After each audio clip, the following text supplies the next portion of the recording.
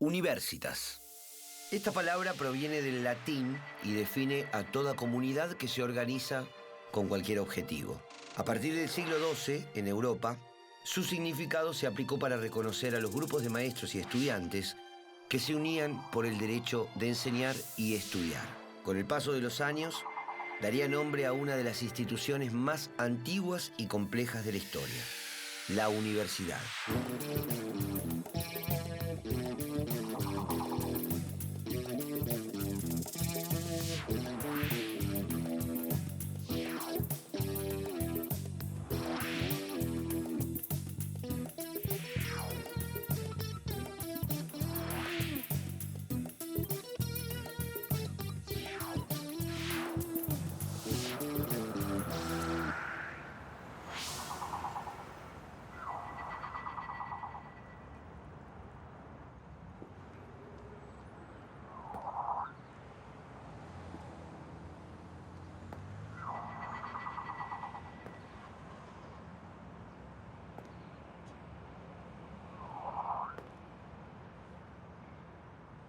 Desde tiempos remotos, las personas usaron banderas para señalar un territorio, una casa, una familia, una idea. En la vida universitaria de los años 60, las banderas tendrán un lugar preponderante. ¿Qué representan? ¿A quiénes convocan?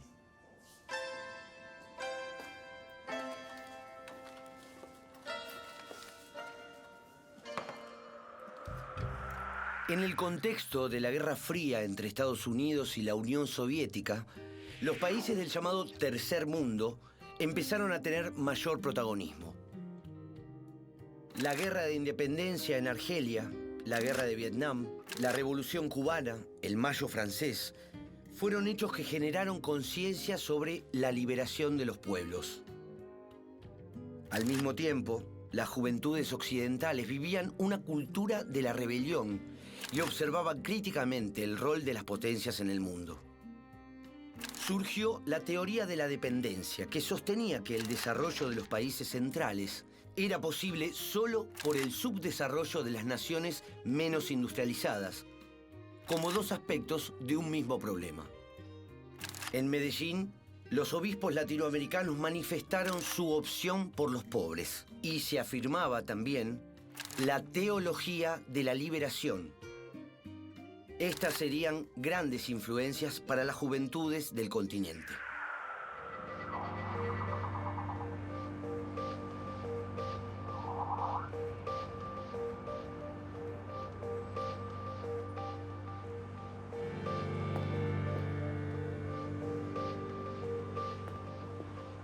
En el marco de su disputa con la Unión Soviética, Estados Unidos desplegó como política exterior la doctrina de seguridad nacional. Con la excusa de impedir el avance del comunismo, las Fuerzas Armadas fueron legitimadas para actuar dentro de sus propias naciones, al punto de tomar gobiernos, implantar el terrorismo de Estado y cometer todo tipo de violaciones a los derechos humanos. En 1966, tras el derrocamiento del presidente Arturo Illia, comenzó la autodenominada Revolución Argentina. 3 generales se sucederían en el poder: Juan Carlos Onganía, Roberto Marcelo Levingston y Alejandro Agustín Lanusse. Dijeron que gobernarían sin límite de tiempo.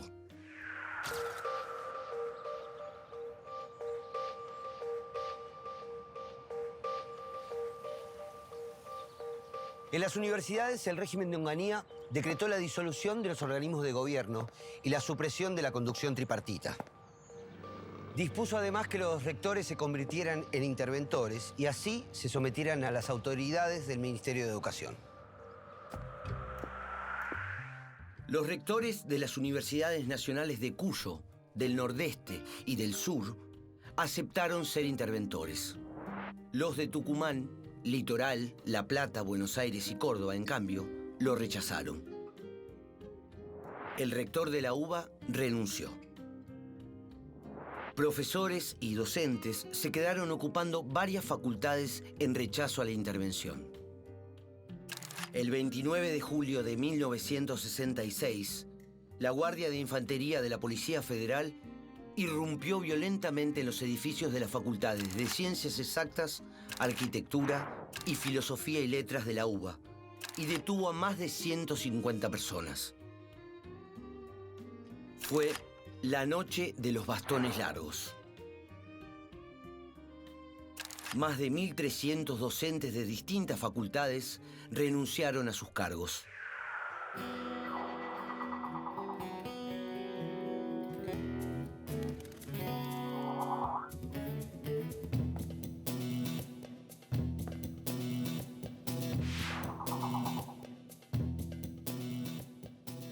¿Y qué recuerdos tenés de esa noche y de los días previos? Y en Exactas estábamos en una reunión, yo no era consejero, pero digamos, había una reunión de consejo directivo y había estudiantes graduados y profesores que habíamos ido ahí a ver qué pasaba y a manifestar nuestra solidaridad, etcétera, porque suponíamos que no se iba a aceptar ese decreto, y estando ahí reunidos con una facultad no ocupada, ¿no?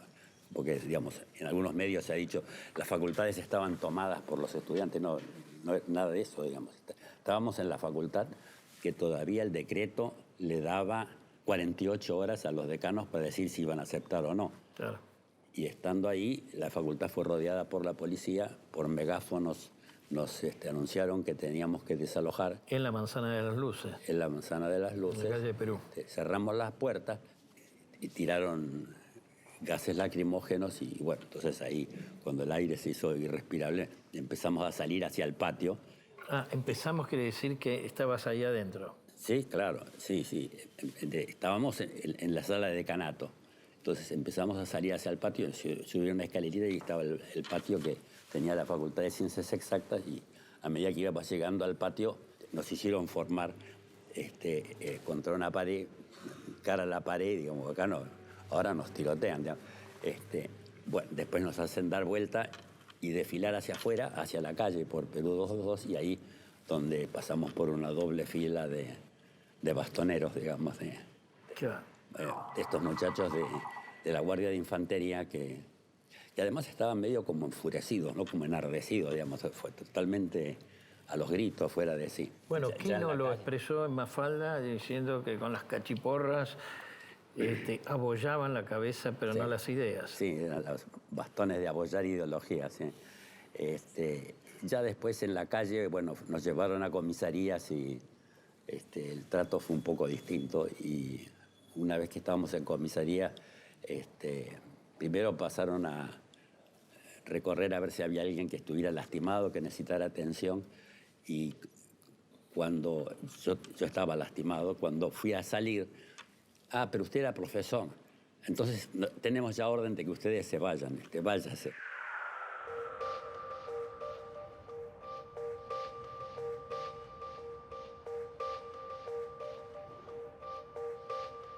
La dictadura de Onganía procuró retener subordinadas a las universidades bajo el poder político.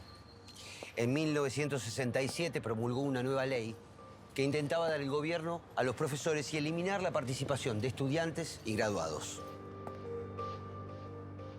Pero no logró vencer la resistencia en las casas de estudios y tampoco pudo limitar la creciente politización de la vida académica. Dentro del estudiantado, históricamente contrario al peronismo y encolumnado en las corrientes que evocaban la reforma del 18, hubo sectores que se fueron peronizando. Muchos universitarios se movilizaron por el luche y vuelve, en alusión al retorno de Perón al país. Así, comenzó a darse una unidad entre el movimiento estudiantil y sectores del mundo del trabajo. Un símbolo de ello sería Santiago Pampillón, estudiante y obrero cordobés, asesinado en 1966 durante una asamblea en Córdoba.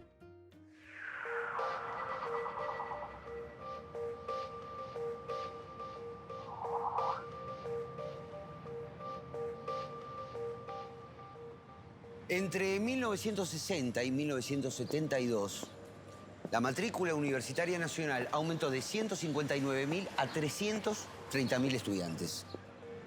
Las instituciones tuvieron serios problemas para afrontar el aumento, porque los recursos presupuestarios no se ampliaron de forma similar. Las movilizaciones juveniles pidiendo mayor presupuesto fueron una constante. Las fuerzas policiales se instalaron en las facultades. Los estudiantes protestaron por las medidas que limitaban el ingreso a la universidad y las condiciones de regularidad. Pero no pedían solamente mejoras en la educación, sino que cuestionaban el sistema en su conjunto. A partir de 1969, en muchas ciudades del interior del país, hubo manifestaciones que fueron reprimidas y terminaron con detenidos y muertos. En mayo del 69, se produjo uno de los hitos de esta etapa histórica, el Cordobazo. En estas movilizaciones confluyeron las luchas estudiantiles con las de los trabajadores. La universidad comenzó a ser cuestionada por no adecuarse a las características del país y a las necesidades de las clases populares. Se la acusaba de ser funcional a los sectores dominantes. Y este pensamiento tuvo su correlato en lo académico. En la carrera de Sociología de la UBA surgieron las cátedras nacionales, dictadas por profesores que habían ingresado luego de las intervenciones y jóvenes egresados. Algunos profesores, como el sacerdote Justino O'Farrell, provenían del catolicismo postconciliar. A su bibliografía incorporaron autores que hasta ese momento no habían sido considerados en ámbitos universitarios, como Juan José Hernández Arregui, Arturo Jaureche, Raúl Scalabrini Ortiz y pensadores tercermundistas. Luego se sumaron otras cátedras de las carreras de Letras, de Filosofía, de Ciencias Económicas de la UBA y de la Universidad Provincial de Mar del Plata.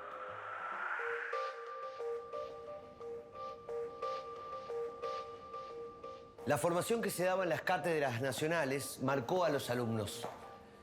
Muchos de ellos se sumaron a agrupaciones políticas. ¿Qué influencia tuvo este momento en la historia de la universidad?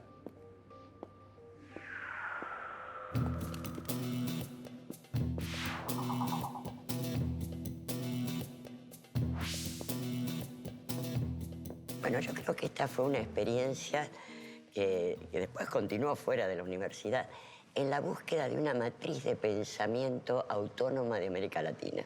¿Cómo se generan las ciencias sociales? Las grandes teorías de las ciencias sociales y la filosofía. El primer elemento que hay que romper es el hecho de que en este campo las ideas flotan en el aire, son inocuas, uno las agarra, las aplica y así hace ciencia. Entonces empezamos a ver que en realidad las ciencias sociales estaban fuertemente influidas por la política. No una política partidaria, sino que si uno analizaba en profundidad, se los veía vinculados a grandes proyectos históricos. Entonces la idea fue ver cuáles eran los condicionantes histórico-culturales de las distintas autores o corrientes teóricas para ver cómo eso de alguna manera se traducía en sus categorías, en sus propuestas metodológicas de análisis, etc. Entonces empezamos a ver y decíamos, bueno, ¿qué sucede en el caso de Marx? Si uno lo coloca en los condicionantes histórico-culturales de su pensamiento, él pensó en sociedades autónomas y con un horizonte étnico-cultural relativamente homogéneo. Por eso, para Marx, la clave de la situación era lo social, la explotación social. Nosotros decíamos, bueno, pero acá en América Latina a esa explotación social se le agregan dos elementos que no son secundarios. Primero, la dependencia nacional respecto de formas coloniales o neocoloniales. No son sociedades autónomas como Alemania, como Francia, como Inglaterra, desde donde pensó Marx. Y la segunda es que en América Latina hay una gama étnico-cultural muy amplia y por lo tanto acá hay dos aspectos, la problemática nacional y la problemática étnico-cultural, que son claves para tratar de comprender la dinámica de América Latina.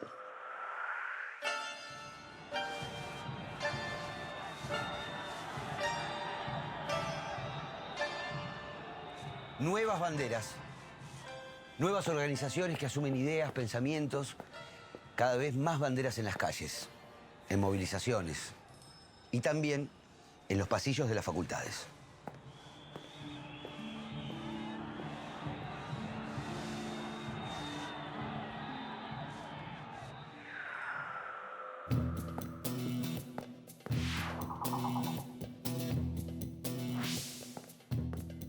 Dialoguemos sobre la universidad pública en los años 60. Se dan procesos de modernización en la universidad, en el tema organizacional, en la generación de los organismos de ciencia, en la discusión respecto de la organización de cátedras y departamentos, en la profesionalización de los universitarios, digo, en cómo se va generalizando la dedicación exclusiva, y un conjunto de transformaciones que en cierta manera también acompañan un proceso que es común en América Latina, que tienen que ver en primer lugar o que se van a expresar en la universidad, en cómo ciertos saberes y conocimientos se empiezan a institucionalizar. Bueno, es más conocida que en estos años se institucionaliza, esto es, se conforman como carrera la sociología, pero también son los mismos años en que la economía, digamos, no es que el saber económico no existía antes, sino que las carreras de economía empiezan a institucionalizarse, empiezan a generar graduados, lo mismo en el campo de la psicología y también un proceso de modernización en el campo de lo que diríamos las ciencias de la educación, los saberes pedagógicos, ¿no? Con otras características, porque no es un actor nuevo, lo que podríamos llamar las transformaciones del orden de la juventud. Digamos que después de los primeros años de la Reforma, de los primeros años del siglo XX, digamos que el otro ciclo de presencia de la juventud como un actor social, político y cultural son los años 60. Entonces hay una toma de conciencia, y cuando digo las universidades me estoy refiriendo a parte de los profesores, a buena parte del movimiento estudiantil, respecto de lo que podríamos llamar la radicalización de la discusión universitaria en disciplinas que uno podría decir había estado medio alejadas de esta modernización, como puede ser el campo de la abogacía. Hay trabajos muy interesantes recientes que analizan los procesos de radicalización de los abogados y cómo esto se expresa más o menos en la universidad, de cómo abogados que empiezan a participar en los sindicatos, que ya había una larga tradición, pero también en la defensa de presos políticos y a discutir la formación de los abogados, a discutir digamos, el estatuto del derecho y cómo eso empieza a aparecer en las carreras de derecho que ciertamente habían sido bastante impermeables a estas transformaciones en algunas cátedras, en algunos ámbitos. Lo mismo podemos decir en el campo de la psicología, ¿no? Digamos, una reflexión que va poniendo en línea los saberes académicos con las demandas de los sectores populares, con un imaginario de transformación. La otra discusión va a estar ligada a las formas de evaluación. En ese sentido... Individual, grupal, pero también, digo, es interesante porque yo lo veo más desde el campo educativo, ¿no? Que en realidad parte de esos años es la crítica a lo que podemos llamar la educación tradicional y el papel del examen y la evaluación. Ahora, ¿qué pasa cuando el sentido de la educación está asociado a la cuestión transformadora, a un objetivo de transformación? ¿Qué papel juega la evaluación? En un contexto de oposición a la dictadura militar, surgieron las organizaciones armadas. Entre las peronistas, Uturuncos primero, luego las Fuerzas Armadas Peronistas y finalmente Montoneros, la más convocante y de mayor peso político. Con ellos se fusionarían años después las Fuerzas Armadas Revolucionarias. El pensamiento trotskista se expresaba en el Ejército Revolucionario del Pueblo, brazo armado del Partido Revolucionario de los Trabajadores. Estas agrupaciones tenían militancia y representación dentro del movimiento estudiantil. La masividad de las pocas universidades públicas amplificaba la alta politización de sus estudiantes. Por su parte, el régimen pretendía desplegar un desarrollo regional atento a las hipótesis de conflicto con los países vecinos. Esto convergió con las ideas de un grupo de científicos liderado por el entonces decano de la Facultad de Farmacia y Bioquímica de la UBA, Alberto Tacchini, quienes soñaban con una universidad más de investigación y menos profesionalista. Consideraban también que la masificación hacía difícil el desarrollo de una universidad más humboldtiana.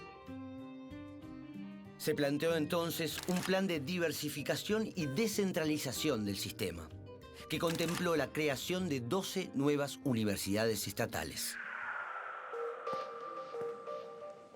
El plan fue diseñado por Alberto Tacchini y se conoció como el Plan Tacchini. ¿Cuáles eran sus objetivos y qué resultados tuvo?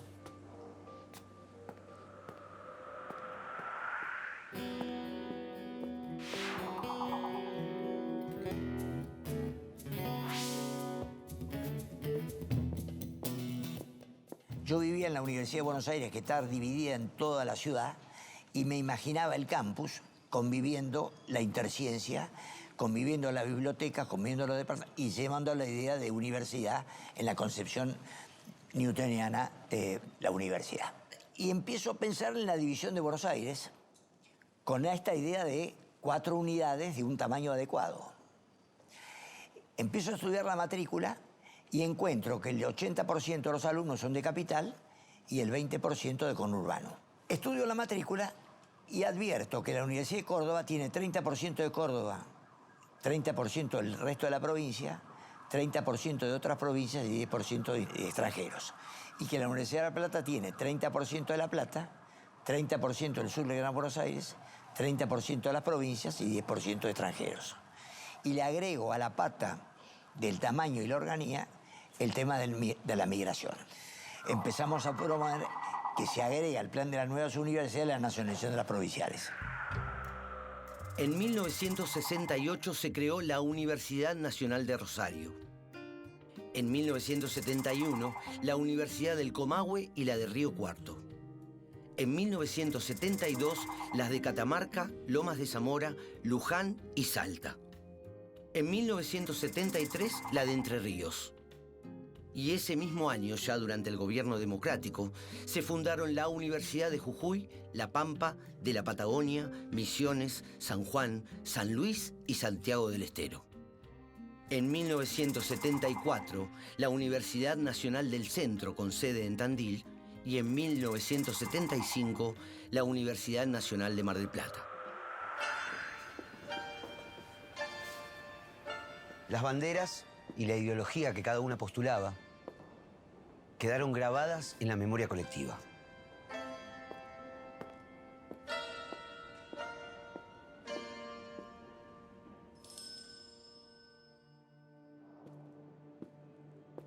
Las luchas y el creciente descontento social obligaron a la dictadura a llamar elecciones. El 17 de noviembre de 1972, Perón pudo volver al país tras 17 años de exilio. pero no le permitieron integrar la fórmula presidencial. Los candidatos a presidente y vice fueron su delegado personal, Héctor Cámpora, y Vicente Solano Lima, un histórico dirigente conservador. El país se preparaba para volver a la democracia.